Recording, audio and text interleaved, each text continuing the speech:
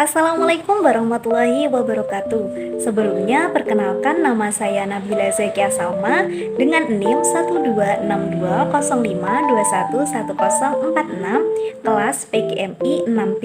Di sini, saya akan menjawab soal-soal UTS mata kuliah komunikasi pembelajaran.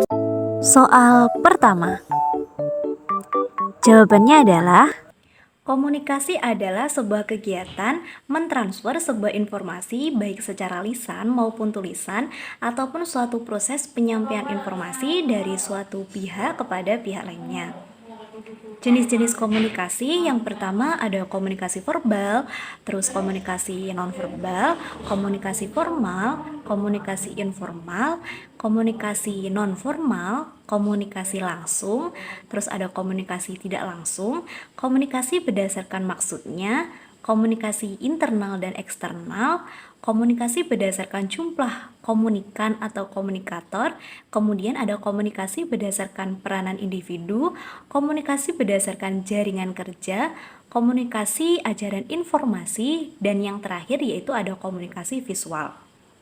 Kemudian aspek-aspek komunikasi ada 3 aspek penting dalam komunikasi tersebut. Yang pertama, menyampaikan informasi, yang kedua, mendengarkan, yang ketiga, memahami konteks pesan. soal kedua. Jawabannya adalah Karena komunikasi efektif sendiri memiliki manfaat dalam pengelolaan kelas yang meliputi peningkatan keterlibatan siswa, pengembangan keterampilan sosial, menciptakan lingkungan belajar yang positif, meningkatkan motivasi dan hasil belajar siswa, serta membangun hubungan guru dan siswa yang kuat. Dalam hal ini, siswa lebih termotivasi dan mampu meningkatkan minat belajar siswa serta paham terhadap materi yang disampaikan. Agar komunikasi dapat berjalan efektif di dalam kelas, berikut beberapa strategi yang dapat diaplikasikan. Yang pertama, menciptakan lingkungan yang mendukung. Yang kedua, menggunakan bahasa yang jelas dan sederhana. Yang ketiga, aktif mendengarkan. Yang keempat, mendorong partisipasi siswa. Yang kelima, menggunakan teknologi. Yang keenam, memberikan umpan balik yang konstruktif. Yang ketujuh, jelas dan terstruktur.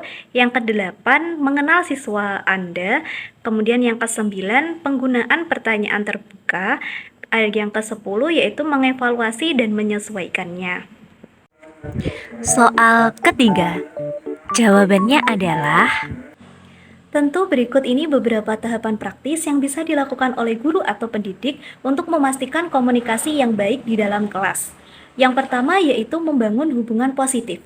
Mulailah dengan membangun hubungan yang positif dengan siswa. Tunjukkan empati dan minat yang tulus pada mereka sebagai individu. Ini akan menciptakan lingkungan yang mendukung dan membuka jalan untuk komunikasi yang efektif. Yang kedua yaitu mengatur ekspektasi. Jelaskan ekspektasi komunikasi di kelas seperti mengangkat tangan sebelum berbicara, mendengarkan saat orang lain berbicara, dan menghargai pendapat setiap orang. Pastikan aturan ini jelas dan konsisten. Kemudian yang ketiga yaitu modelkan komunikasi yang efektif. Sebagai guru, Anda adalah model peran. Gunakan bahasa yang jelas dan tepat. Tunjukkan empati dan dengarkan aktif. Dengan memodelkan komunikasi yang baik, Anda mengajarkan siswa cara berinteraksi yang efektif. Kemudian yang keempat yaitu mendorong partisipasi.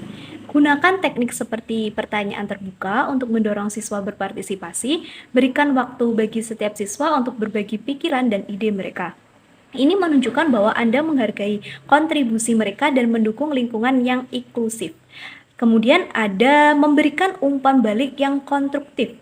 Berikan umpan balik yang konstruktif dan positif, fokus pada hal-hal yang dapat diperbaiki dan sampaikan dengan cara yang mendukung. Umpan balik yang konstruktif dapat membantu siswa belajar dan berkembang. Kemudian ada juga menggunakan teknologi. Manfaatkan teknologi untuk mendukung komunikasi, alat-alat seperti papan diskusi online, aplikasi pendidikan, dan media sosial dapat digunakan untuk meningkatkan interaksi dan memberikan platform bagi siswa untuk mengekspresikan diri. Kemudian ada juga mengadakan sesi tanya jawab. Sediakan waktu khusus untuk sesi tanya jawab, memungkinkan siswa untuk mengajukan pertanyaan atau menyampaikan kekhawatiran mereka. Ini menunjukkan bahwa Anda terbuka untuk komunikasi dua arah. Kemudian ada juga melibatkan orang tua dan wali. Komunikasi dengan orang tua dan wali secara teratur, berbagi pencapaian siswa, dan diskusikan cara-cara untuk mendukung pembelajaran mereka di rumah. Ini membantu menciptakan lingkungan pendukung di luar kelas. Kemudian ada juga refleksi dan evaluasi. Luangkan waktu untuk merefleksi dan mengevaluasi efektivitas komunikasi Anda. Mintalah masukan dari siswa tentang cara Anda dapat memperbaiki komunikasi di kelas. Kemudian yang terakhir yaitu pendidikan berkelanjutan. Berpartisipasilah dalam workshop, seminar, dan pelatihan profesional untuk mengasah keterampilan komunikasi Anda.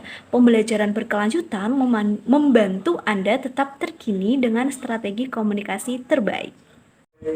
Soal keempat.